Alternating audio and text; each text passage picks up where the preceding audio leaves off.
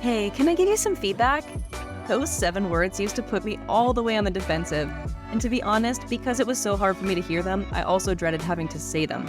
On the flip side, I've also worked with people with zero filter. I'm sure I don't have to tell you how that goes. See, both of these approaches are flawed, but there are 2 sides of the same coin. They signal that our emotional intelligence needs a little tune-up. My guest today is Shamshir Shurgil, a senior product manager and coach who has put emotional intelligence at the forefront of her client work. In an industry where just about everything from job titles to features means something totally different depending on who you're talking to, it really behooves us to first understand how to work better with other people. And if emotional intelligence as a term has just always sounded a bit wishy-washy to you, you are actually the perfect audience for this episode. Shamshir's concrete examples and strategies are really going to transform how you work with your product team. Let's jump in. Welcome back, listeners. We are joined today by Shamshir Shurgil. She is a senior product manager and coach, and she's joining us today from the Bay Area. Is that right? That's right. I'm in San Francisco. Awesome. So, Shamshir, we always start out the same way. I would love if you could just walk us through your professional background and how you ended up in your current role as a coach. Yeah, for sure. I'll take you on the journey. So this starts way back when I first graduated. I was an engineering major and I was actually a software engineer. So I did that for a couple of years and it was super interesting because when I was coding, time would stop.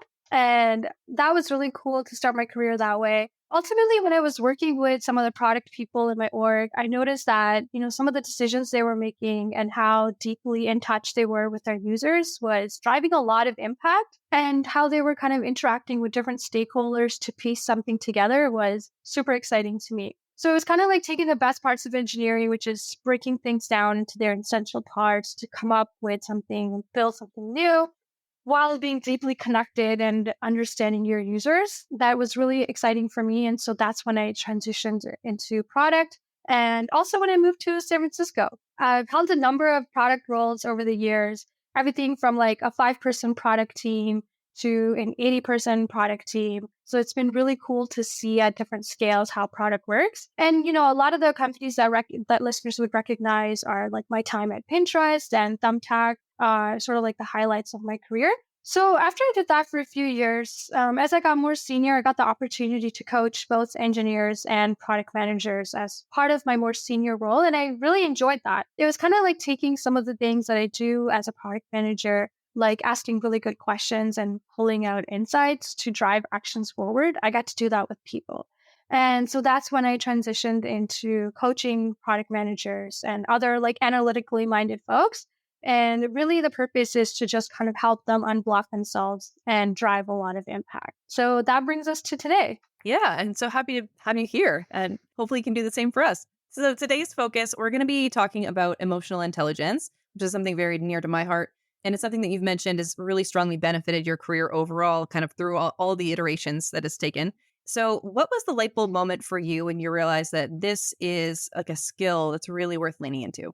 Yeah, I don't know if it was one specific moment versus like a series of moments that kind of brought it together, but I saw it kind of happening in 3 different areas. So it's kind of like I kept hitting the wall over and over again, and I couldn't figure out how to move forward. The first area was when I was working internally with other teams and like partnering on things together. It was really difficult to move things forward. There would be a lot of resistance. And then, naturally a part of that brings us to the second area, which is interfacing really closely with leadership, especially in a bottoms up culture. It's actually much more important because you're trying to influence upwards, which was the case for me at Pinterest and Thumbtack. And then the third area was really around influencing my team overall. So getting my engineering and design team on board with a strategy that we've built. These are all correlated, but these are like the 3 areas that it showed up in. We've been talking about influence a lot. So it was around being able to influence the people that I'm working with to move into the product direction that is going to help us drive that result forward. Does that make sense? Yeah, that makes sense. And I kind of want to dig a little deeper onto that. When we talk about emotional intelligence as sort of like a stakeholder management tool, so can we kind of talk a little bit more granularly about some of the strategies that you've used, maybe like through anecdotes or like some more specific stories about, ways that you've interacted with stakeholders in an emotionally intelligent way that was able to drive an outcome? and what the outcome was. Yeah, absolutely. So let's take an example of there's like a lot of situations where this is going to happen, but let's take the example of trying to come up with a strategy for what you're going to work on for the next, let's say, quarter or 6 months. A lot of product teams set their goals within that time structure. Now, you may have an opinion about how things are going to move forward or what you think needs to get built, but then leadership has a different vision or opinion around what they think should get built. And then like your eng team thinks something else should get built. Maybe your design partner thinks that you should move in a different direction. So there's a lot of voices and opinions in the room. So that's like a very tactical example that a PM is going to experience over and over in their career. And it's really around, I like to call it product therapy. Sorry to kind of like, what's the word I'm looking for? Like buzzwordify? Yeah, buzzwordify it.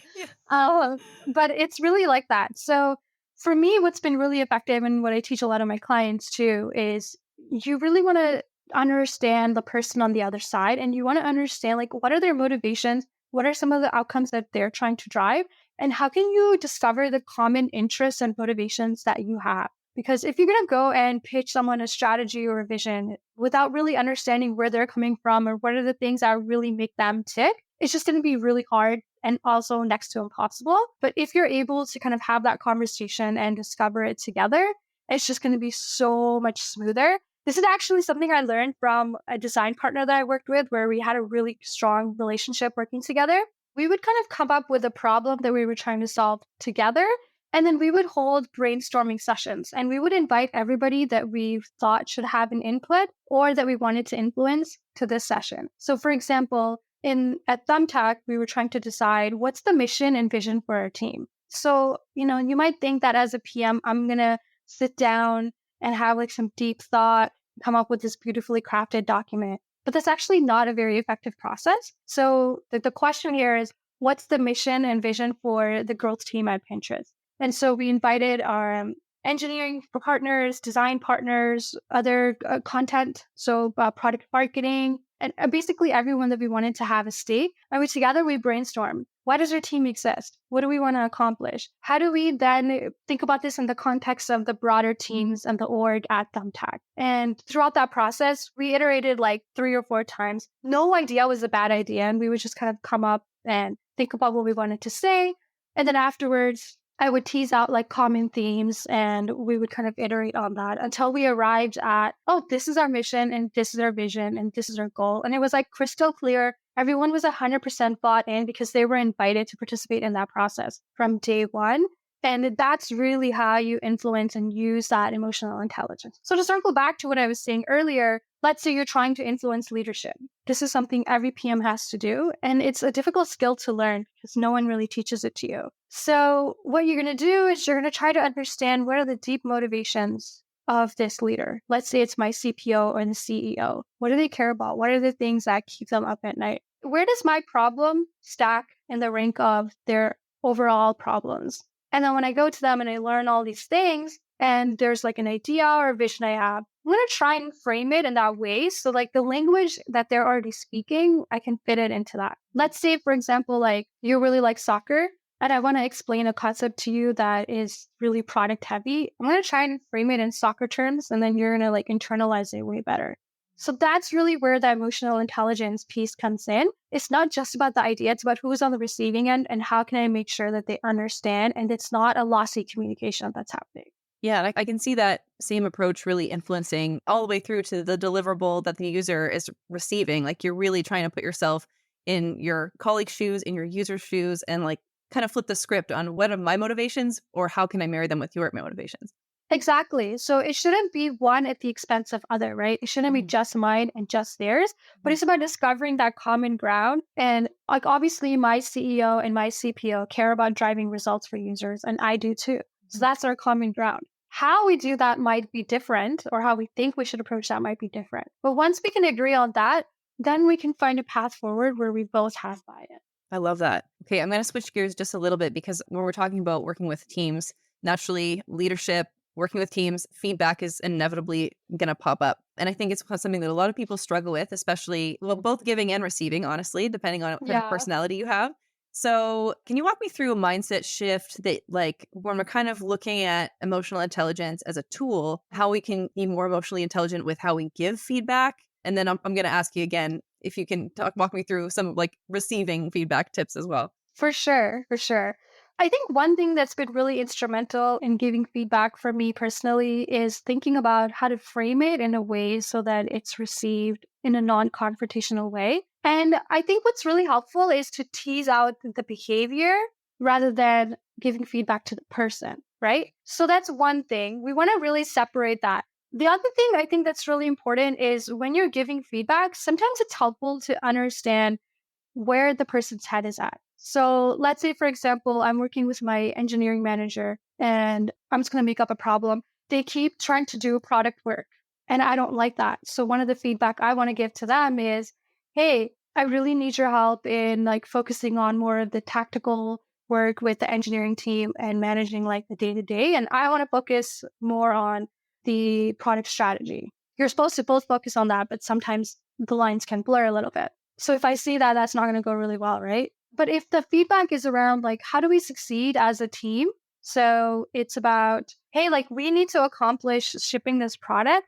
And the way that I think I can be really impactful is by focusing on the strategy and keeping you in the loop. But I really think that like I need your help focusing on this other piece where you're managing the engineers and the sprint timelines. So can we kind of agree on roles here? Or, hey, like since you're focusing a lot on strategy, like what's happening here? Do you feel like that you need to take more ownership because you're scared or anxious about the results that we're going to drive? And how can we come up with a model that makes both of us feel like we have ownership and control, but we still have clear lines around who's accountable and responsible for which parts of the product process? So I think that kind of framing is super helpful. So to summarize, one is like depersonalize the feedback you're giving, tease out the impact on the behavior rather than focusing on the person. And then the other piece is framing it around what you're trying to accomplish together. And I think there's one piece that I kind of missed. So I talked about depersonalizing the feedback and focusing on like what you're trying to accomplish together. I think it's really around like creating that open-ended environment. If you want to call out a behavior that you think is not helpful, kind of figuring out like why it's happening can maybe help you find an environment or a solution where that behavior doesn't happen anymore. And then also like, if you're in a position of leadership and you're managing other PMs, I think giving feedback in like that open-ended environment is super impactful. You never want to catch people off by surprise. So you can kind of start off by asking, hey, I noticed like you've been really late to meetings. Like what's going on? Or hey, I noticed like your meetings are not as effective as they could be. Do you feel blocked somewhere? How can we help you and how can we support you? So that's kind of like my philosophy overall. I really love that. And I think it really contributes to an overall culture within the team, within the organization, because it's so easy for like something that you don't intend to be particularly confrontational to just snowball into just toxic thing that kind of hangs a cloud over team interaction. But it's just like living and breathing those, like, approaching feedback as an invitation rather than a Yes. confrontation. I think it's just, you completely change the dynamics and mechanics of the culture. I really love the words that you use, which is it's an invitation. And I think one thing to keep in mind around that too is you're observing the feedback from your own vantage. Like another problem person in that situation might not experience the same problem as well. So that invitation is like a really great way to discover what's going on and how you can partner together to like work more effectively. I love that. And so now let's flip the script a little bit more and talk about receiving feedback, which is something that I'll be the first person to admit I struggle with it. So tips Honestly, needed. like I'm still working on this myself too. It's difficult because, but earlier when we were talking about giving feedback, I really intentionally emphasized that you want to depersonalize it. And I know a lot of times in my career when I receive feedback, I really personalize it. Yeah, oh, yeah. So it's like, oh no, I'm a bad PM, I'm a bad employee or something like that. But it's really not about that. It's about someone, telling you their perception and their opinion. So that's really what feedback is. It's not a fact and it's not a judgment. It's someone's observation. You're Yeah. free to take it or leave it. I think people forget that. If someone gives you feedback, it's not like they're slamming like the hammer and they're a judge. It's just like trying to see why would that person think that way? and like really remove yourself from that situation and like put someone else in that situation. If they were getting that feedback, how might you feel? So I think that really kind of helps once you can depersonalize it, that's super helpful. The other thing too is if you're consistently receiving the same feedback, maybe there's something there and there's something for you to improve. I think it's difficult for people to give feedback. So when they do give it, it's really important to reflect on it a little bit and see is there anything I can take away from here? And it's fine if there's nothing you want to take away, but slowing down to ask that question is really going to help you level up too, because so much of your career is working with other people as a PM, and how you're perceived is an integral part of how successful you can be as well. So I think that's one piece. The other piece is you're going to feel your feelings around it. So like you might be angry, you might feel dignified, you might feel a judge. And I think that's totally okay. You should just allow yourself to feel those things. And like that's fine. Maybe like trying to figure out why you feel that way. Is it because they're touching on some edge of yourself that you don't want to acknowledge? So for example, like I sometimes receive feedback that I'm very quiet and I'm not like very opinionated. For me, I'm a very thoughtful person. And when I'm in a room of people, I want to be really careful about what I say. And I want my words to land and be impactful. So for that reason, I'm very picky with what I say. But some people perceive that as me being disengaged. And they think I'm not like, I don't care or I don't have an opinion. And as a PM, I should have an opinion on everything. So that's been really difficult feedback for me to receive throughout my career. And I've had to actively work on helping people understand that I'm engaged. I'm just processing what you're saying. And I'm naturally introverted. So sometimes I don't say things without like having a fully formed opinion. So I've learned to kind of workshop it with people and label it like, hey, like I'm just thinking about this. We're going to figure out what this really means. And I might have like a different opinion later. And that gives me permission to share something that's less solidified as well. It kind of goes back to that depersonalization aspect of things that you mentioned. Like sometimes a big issue is that just people don't have a window into your thought process. It's not necessarily a judgment. Exactly. It's a judgment of their perception, right? It's not necessarily, Yeah. your intent or, the grand plan that you might have in your own mind that you haven't shared with other people. Yeah, that's so true. Like they don't know. Like in this example, people think I'm disengaged, but I'm super engaged. I don't look engaged to the way that they're used to seeing an engaged person. That totally makes sense. And I feel like I can really use this advice. So I really appreciate it on a personal level.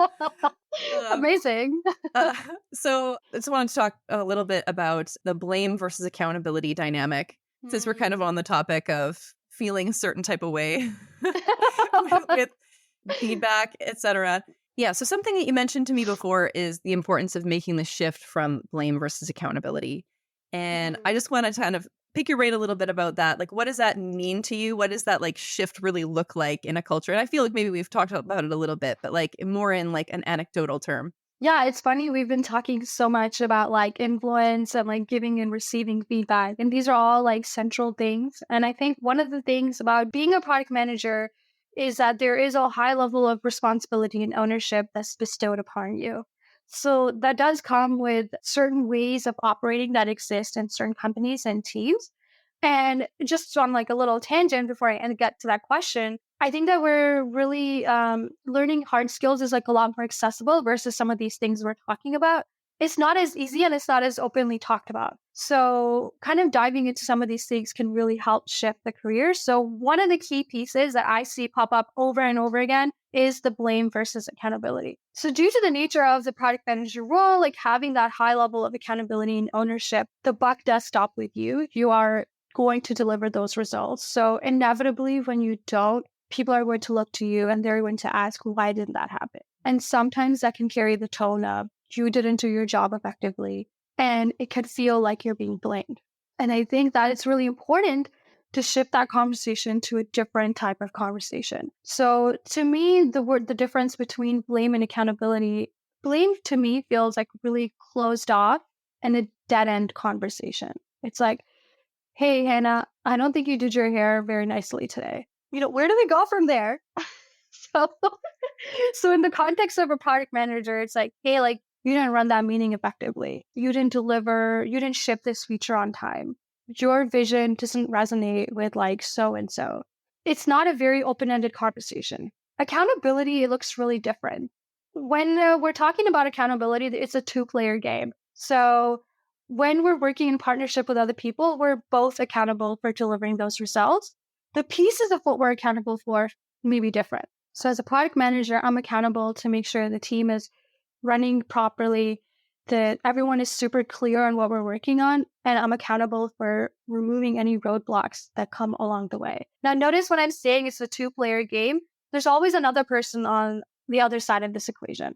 So that could be my engineering manager, my direct manager, my leadership. We both have to bring in different parts to make this go forward. So with my engineering manager, maybe I'm accountable for running the sprint meetings and he's accountable for making sure all the tickets get completed. I don't know, it's different for every team, but it's super important to get crystal clear on what that accountability means in your specific context. And circling back to the blame versus accountability, blame, as we said, is very dead end. Accountability is more open ended. So, you might be noticing a theme in a lot of my answers here. So accountability looks like, hey, why didn't that feature ship on time?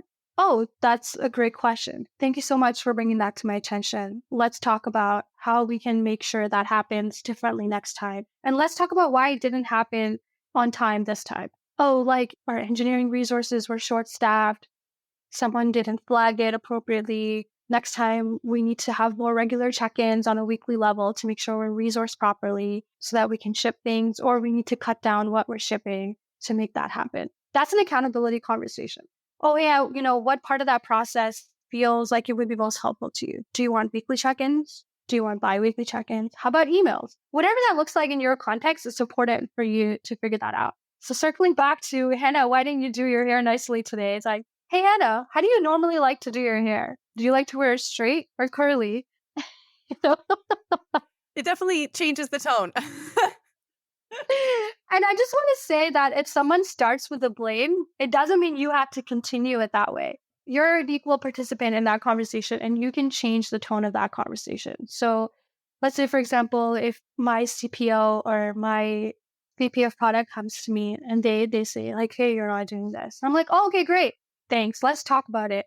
How can we make that differently next time? So you can absolutely change the direction of where things are headed. It doesn't have to stop. I love that. I love that call out because I think it's really easy to get to engage and match the energy of the person that's coming towards you, especially in a more of a confrontational or feedback context where that person maybe has not done a lot of inner work on their EQ.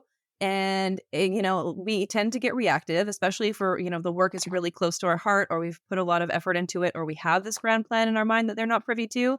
And exactly. to take a step back and go, you know what, I have influence on the tone of this conversation, and I'm also influencing this person on how they can handle that conversation the next time. Yeah.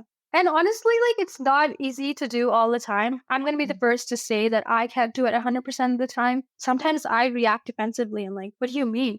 It's not my fault that didn't happen. So it's okay to just practice over time and you'll naturally get better at it. I think that you're really onto something with that. This is lots of fun.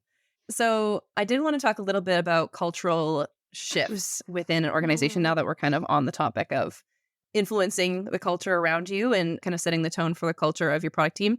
So naturally, when you enter a product team that pre-exists you, you're entering into a culture of its own. You're also encountering people who have their own cultural norms within, their maybe cliques or niches or even just the cultural standards and the kind of baggage that you bring from your home life.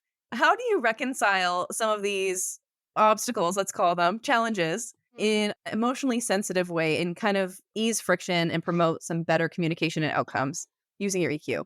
Yeah, I think that it's really difficult. And I'm not going to lie, it's something I'm still working on.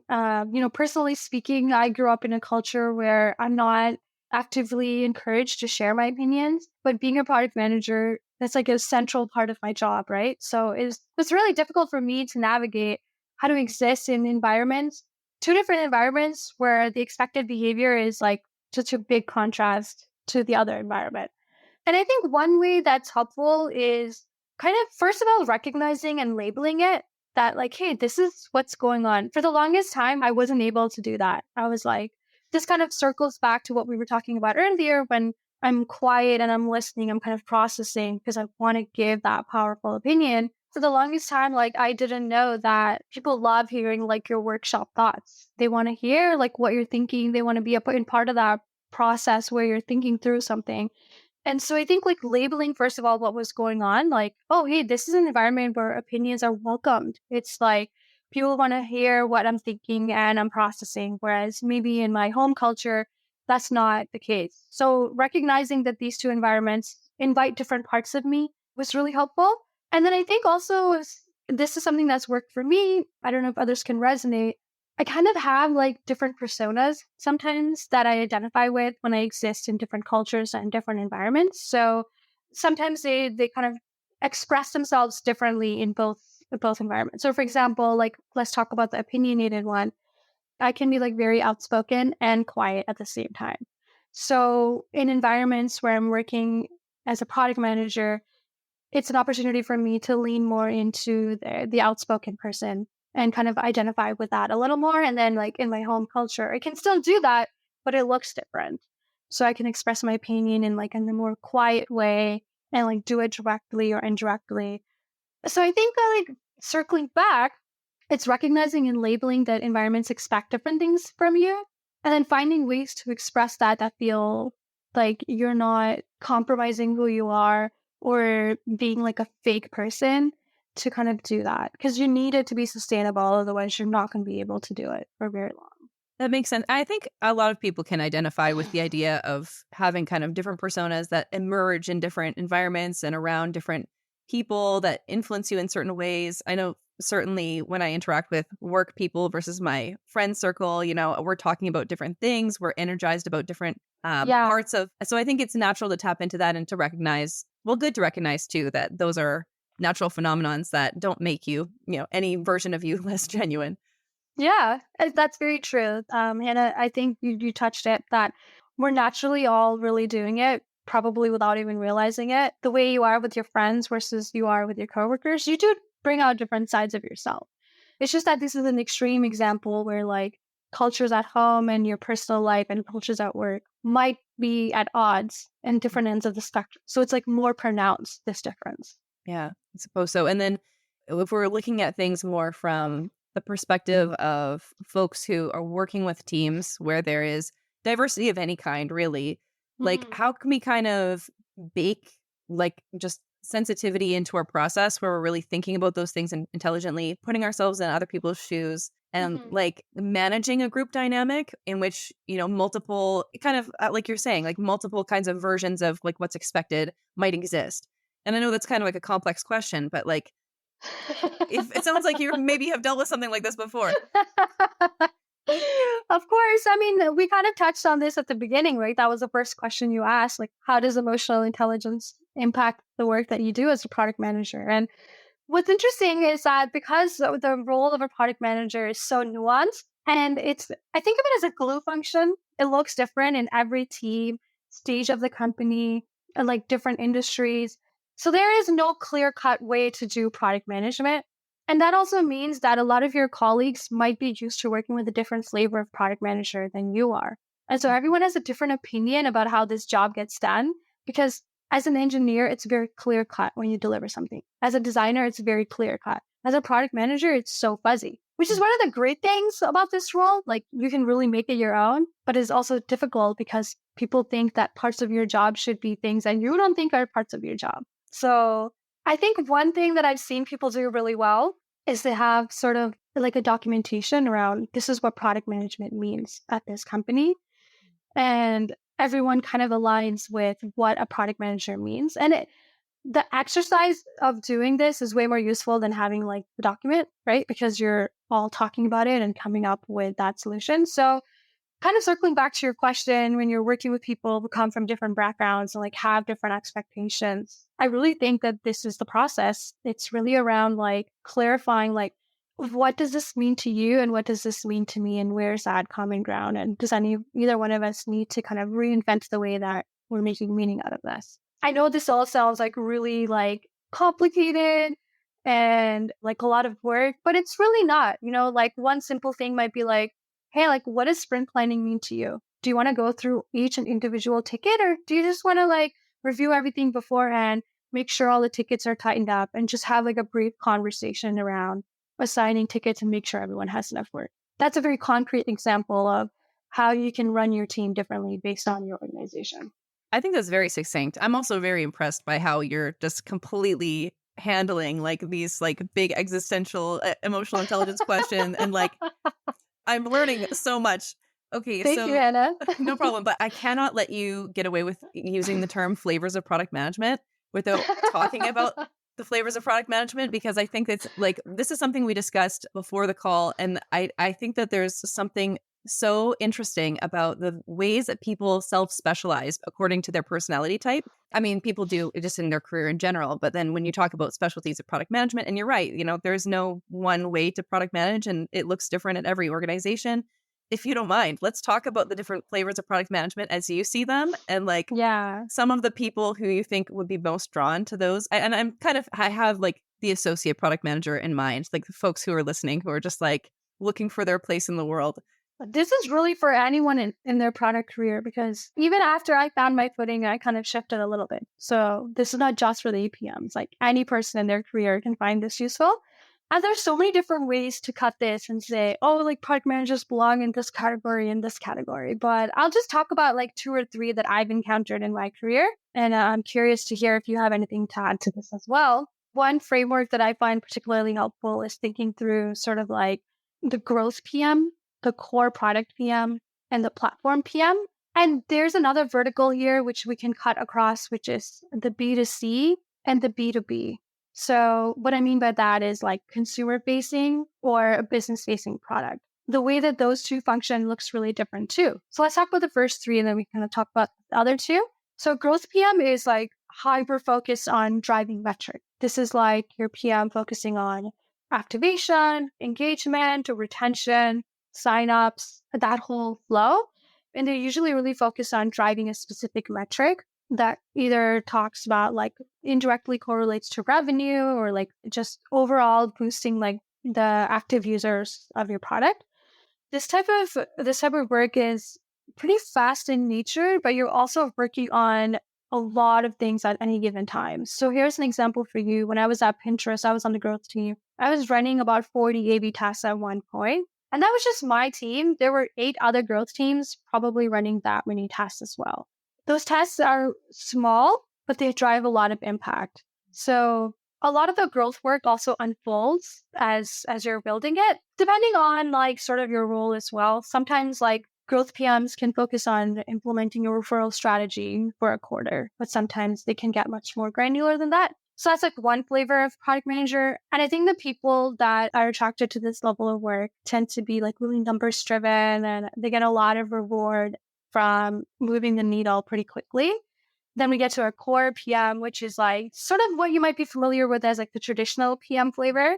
And that's really like around understanding the reason that your product exists and kind of building on that. It tends to be a little bit slower in nature, but it tends to have a little bit more depth than the growth PM as well. And keep in mind, these are just my experiences and my generalizations. So I hope nobody comes for me and says It's okay to have that's a hot wrong. take. Leave a comment. What if I'm a core product PM and I'm listening to this? And I'm like, what do you mean? My work is fast too. I mean, prove it. I love it. So that's really like more on those long-term, long-tail projects. So for example, at Pinterest, that might look like building out the repin feature or optimizing how the home feed provides you content. Then we have our platform PM, and these PMs work on a lot of internally facing products. So that's either used by like other PMs or other stakeholders in your company. And they tend to be really focused on building those tools. So for example, at Pinterest, we had our own in-house A/B testing platform that was built out by one of the product teams there. So that's an example there. And then, as we said, there's a way to cut this well from B2C and B2B. So consumer products are built a little bit differently. It's like a bit of a art and science. You're trying to understand what your user wants. Sometimes you're guessing. You're just running a lot of tests to gather data and feedback to see what's working and resonating with your users. And then with B2B, it's a lot about asking your users what they want and trying to find like a way to build it. And sometimes like you'll have 10 users and like they want 5 different things, and your job is to prioritize and figure out like what should get built. So it's a little bit more, they tell you what you want and then you go build it. There's a less guesswork involved. So I think the types of people that kind of get attracted to both of those tend to be different. I've seen a lot of people go into consumer product where they tend to be like super curious. And this is not to say that like B2B PMs aren't curious, but these are just my experiences. Tend to be super curious and really curious about like user psychology and understanding why they do the things that they do. And I think with B2B, a lot of gratification comes from finding out what someone's problem is, building it, and then seeing them use that solution. So it's like a different reward. And then kind of circling back to the growth, core product, and platform PM, I think for core product, it's a little bit similar where when you're deeply understanding what the user wants and you're building for that, you do tend to have that gratification versus where growth PM, maybe like when you hit your metrics or you see a strategy working, like that's super rewarding. And then for a platform PM, maybe it's like people using your tools to drive their product forward. You find that really impactful. So sometimes it's like the velocity at which these teams operate tend to attract a certain type of person, and sometimes the way which product gets built overall. So I tend to sit somewhere between like growth and core products. I do appreciate like the nature where you kind of optimize numbers and you can really see the results you're driving, but sometimes you can over optimize for that and forget who's the person at the end of this process that's using my product? What do they care about? And what is the problem that I'm solving for them? So, for example, like when I was at Pinterest and we were optimizing how quickly the home feed refreshes, it's very easy to lose touch with who's using the product on the other end because you can like literally optimize that forever. And so it's felt like, oh, like sometimes people want to come back to the content that they're seeing and we don't need to optimize it. It's like really kind of combining those two is like the bridge where I like to sit personally. Do you think that there's any, like when we talk about platform PMs, any kind of like a personality type that feels really gratified by being that close to the user base and being able to enable like people who are kind of on the same team to do better work? Yeah, for sure. I think if I were given the opportunity or I wanted to seek that out, I would personally find that really rewarding too, because you're like driving impact across your users as well. But there's like this other layer where you can drive that impact. So let's say if I'm working on the platform that enables A/B testing at Pinterest, like how cool is that? Without my platform, a lot of my end users, which are other product managers, engineers, designers, they can't like run effective A/B tests and get their learnings to then ultimately drive value for our users. So I think that's super cool as well. Yeah. We recently published a really cool article about platform PMs. And yeah, it's like a really interesting psychology, I think, like just that kind of flavor of product management, in my view. I guess folks that are like Mixpanel, for example, that could be a flavor of platform PM because they're building tools for other product managers and builders. Yeah, I think in the context that I've kind of understood it, it's not an area that I have any experience, honestly, is the idea of building products for your internal team. I mean, in a way, the way that we work at my organization, like at the product manager, we're kind of doing that all the time. Like, and in every organization, the work that you do stacks up and people, leverage it for the business to work. It's just kind of a foundational part of how a business ecosystem functions. But I just find it's very rewarding, if you are able to deliver something or ship something that is empowering other people to do their job better. And then you are, might encounter them at a work retreat or a water cooler event or something like that. Yeah. And they actually can give you feedback directly about how your work has impacted them. That's true. There's just no closer feedback. You have to really seek out a user to get that kind of information, and to have a personal relationship with end user is like a really special thing. I think you're touching on something really important, which is like when you're at like the growth PM or consumer level, sometimes you do feel not as close to the user versus like a platform or a B2B PM. Like they're probably talking to their user day in, day out. So that's a pretty cool vertical to consider as well if you're kind of gravitating towards one or the other category. So we've really meandered around with ran the spectrum of emotional intelligence. So I guess we should probably wrap it up in the service of our precious listeners' time.